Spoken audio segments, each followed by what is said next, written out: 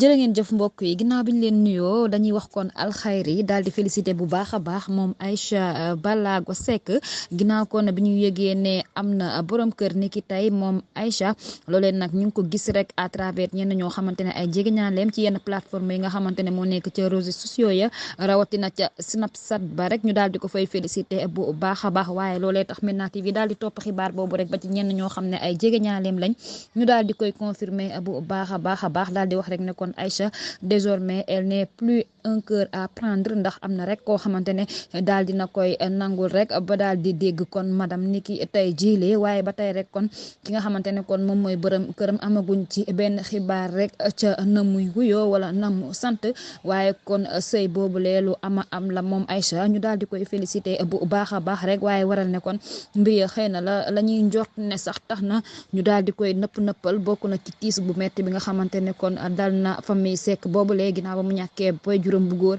teg si magam bu jigéen daal di ciy tegaat rek yaayam mbir ya bokk na kon ca la tax mbir ya lépp ñu daal di koy def en douce waaye lu ci munti am rek ñëpp yéene woon nañ ko doon ko ñaanal bu baax a baax moom Aïcha Médina TV lu ni mel lay def daal di koy ñaanal rek lépp loo xamante ne bëgg na ko ca sëy ba nga xamante ne dugg na ci suñ borom daal di ko ci defal waaye rek daal di koy bàyyi ak borom këram boobule su ko defee mbokk yi ñu gërëm leen jaajëfal leen ñaanal leen jàmm jërë ngeen jëf